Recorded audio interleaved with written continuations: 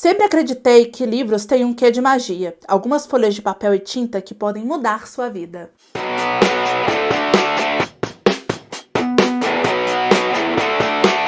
Oi, galera! Aqui é a Raíssa e no vídeo de hoje a gente vai conversar um pouquinho sobre a Livraria dos Achados e Perdidos da Susan Weeks. A Livraria dos Achados e Perdidos é uma publicação de 2020 da editora Harlequin e tem introdução de Flora Pinheiro. Nesse livro a gente vai conhecer a Natalie Harper. Ela trabalha numa empresa de vinhos e acabou de ser promovida. Por causa de coisas que aconteceram na infância e na adolescência dela, estabilidade financeira é algo muito importante para ela e uma vida organizada, de modo geral, foi algo que ela sempre buscou.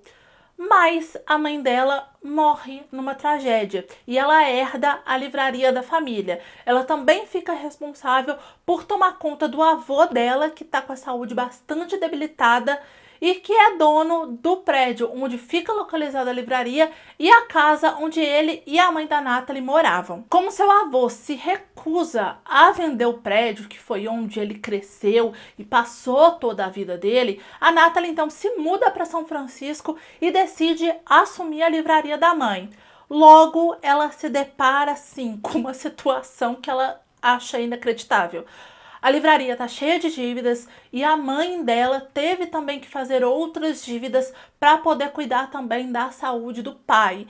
Então ela fica ali meio desesperada tentando buscar uma forma de salvar essa livraria da falência. Então ela fica buscando organizar eventos com autores, buscando um livro que possa, salvar essa livraria. E é isso que a gente vai acompanhar ao longo desse livro. O prédio onde fica a livraria, assim, tá caindo aos pedaços e tá precisando ali de algumas pequenas reformas.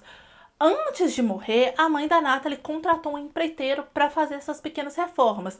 Esse empreiteiro é o Pete Gallagher e ele vai aparecer na vida da Natalie justamente quando, assim, tá tudo um puro caos, tá um furacão. A vida dela, que até então era certinha, seguia uma norma, um plano, ela tinha tudo ali organizado, de repente se transformou nesse caos e ela tá tentando lidar com isso, e é assim que ela e o Pete vão se conhecer. Esse é um livro sobre diferentes tipos de relacionamento. Relacionamento de uma mãe solo com sua filha, relacionamento de pai e filha, relacionamento de vô e neta, relacionamentos românticos e amizades verdadeiras. É um livro também sobre perda e luto. A mãe da Natalie, ela morre logo no começo do livro, tá? Isso não é spoiler, tá na sinopse. É o que vai desencadear toda a situação desse livro, então assim, isso é uma coisa que isso não é spoiler, tá? Vamos se acalmar. Mas ela está muito presente durante o livro inteiro, através de memórias da livraria, que tem muito da mãe da Natalie, então assim, é muito bonito de ver. E é um livro também sobre memória, memória afetiva e o que é o nosso lar. O Andrew, que é o avô da Natalie, ele passou a vida inteira nesse prédio.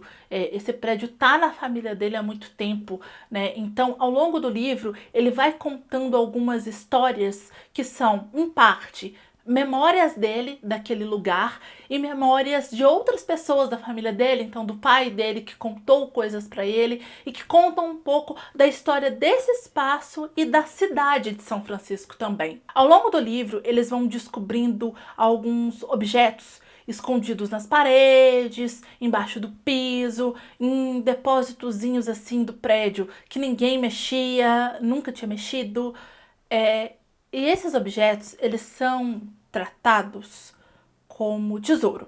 Logo no início, o Andrew disse que existe um tesouro escondido, que o pai dele falou para ele, que o pai do pai dele falou pro pai dele, enfim. Existe essa lenda aí de que tem um tesouro escondido nessa livraria, nesse prédio como um todo. E assim, isso me incomodou um pouco, tá? E eu vou dizer, só para vocês entenderem de onde vem esse meu incômodo, eu sou arqueóloga, gente.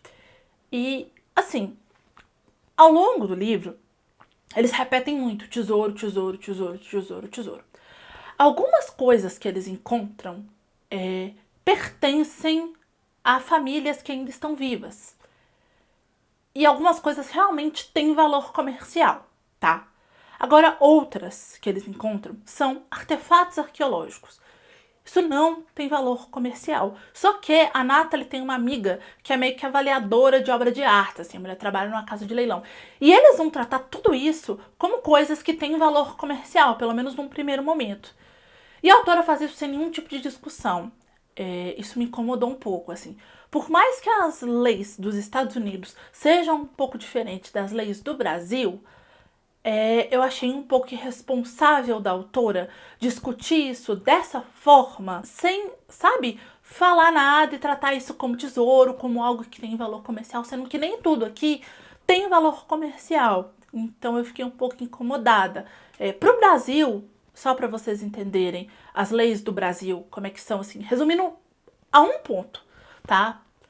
Venda de material arqueológico aqui, de artefato arqueológico, venda de fósseis paleontológicos, é crime, tá? Então, por exemplo, num livro que está sendo publicado no Brasil, eu acho que isso caberia uma nota, talvez. Então, assim, eu fiquei um pouco incomodada.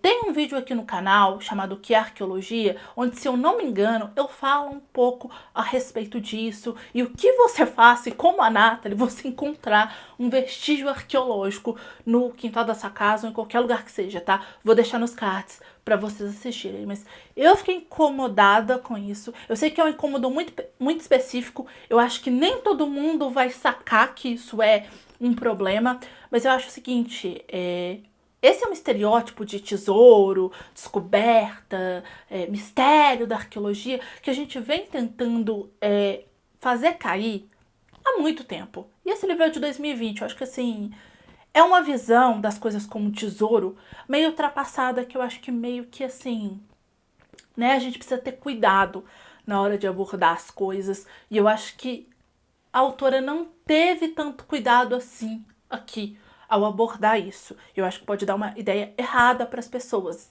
Pensando que é um livro que não está sendo publicado só no país dela, eu acho que precisava de um cuidado, tá? Então isso me incomodou. O aspecto mais bonito desse livro, sem dúvida nenhuma, é a relação desses personagens com a literatura. Né? Vocês estão num canal de literatura, eu sou uma leitora, né? Eu acho que deu para perceber, eu tô com um livro na mão falando sobre ele. E eu gosto muito de histórias assim, que os personagens são leitores, em que os personagens falam sobre livros e que eles têm uma relação muito bonita com a literatura. A mãe da Natalie, além de ser muito boa em vender livros, e por mais que ela já não esteja mais na história, a gente consegue ver isso através de memórias da Natalie, ela tinha um livro para cada ocasião. E ela foi usando esses livros para educar a filha.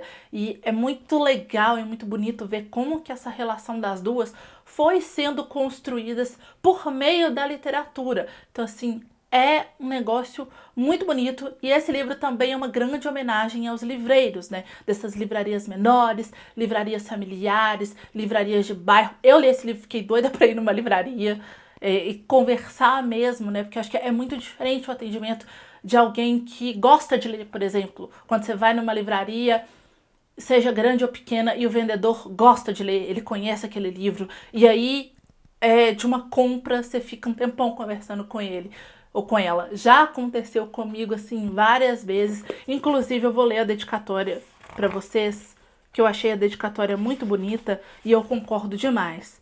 Aos livreiros mercadores de sonhos. Eu achei o final desse livro um pouco corrido, tá? A autora passa o livro inteiro criando uma expectativa no leitor de que algo, não vou falar o que é, vai acontecer.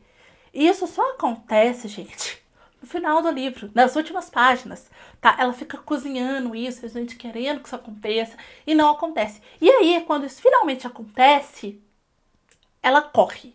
Tá? Ela corre com o livro, ela não aprofunda isso. E por mais que a história principal, vamos dizer assim, a grande questão desse livro já tenha sido resolvida páginas antes, assim, né? Agora a gente quer um pouquinho mais de páginas pra ver essa outra questão que você passou o livro inteiro cozinhando e me criando uma expectativa. Então, assim, se você me cria uma expectativa de que algo vai acontecer, passa o livro inteiro criando essa expectativa e, né, gerando aí uma tensão, entre aspas, em cima disso, o mínimo que eu espero quando isso aconteça é que você desenvolva isso com profundidade. Então, assim, ela corre no final, mostra como os personagens estão anos depois, em uma página também de maneira muito corrida. Então, só por conta disso, eu tirei 1 estrela desse livro, então ele ficou com 4 estrelas, porque era pra ser 5 estrelas. Eu gostei muito dessa história, assim, achei um livro sensacional, é uma história super levinha de ler. Se você tá procurando um livro leve, mas ao mesmo tempo emocionante, e com aquele clima bem de livro de romance da sessão da tarde, sabe? Que vai te entreter, vai te deixar com o coração quentinho e vai sim te emocionar. A Livraria dos Achados e Perdidos é o livro ideal para você. Então, se você se interessou por ele e quiser comprar, por favor, compre na loja da sua preferência, utilizando um dos links que estão no box de informação, comprando qualquer livro ou qualquer coisa, utilizando os links que eu deixo na descrição dos meus vídeos. Vocês ajudam a apoiar o meu trabalho sem gastar nenhum valor a mais por isso. Então, muito obrigada. Se você gostou desse vídeo, clica muito em gostei aqui embaixo para me ajudar na divulgação. Compartilhe esse vídeo para os seus amigos e se inscreva aqui no canal se você não for inscrito. Assiste esses 2 vídeos que estão aqui do meu lado, que eu acho que eles podem te interessar. Não deixe de me seguir em todas as redes sociais, todos os links também estão na descrição do vídeo. É isso, beijo, tchau e até a próxima!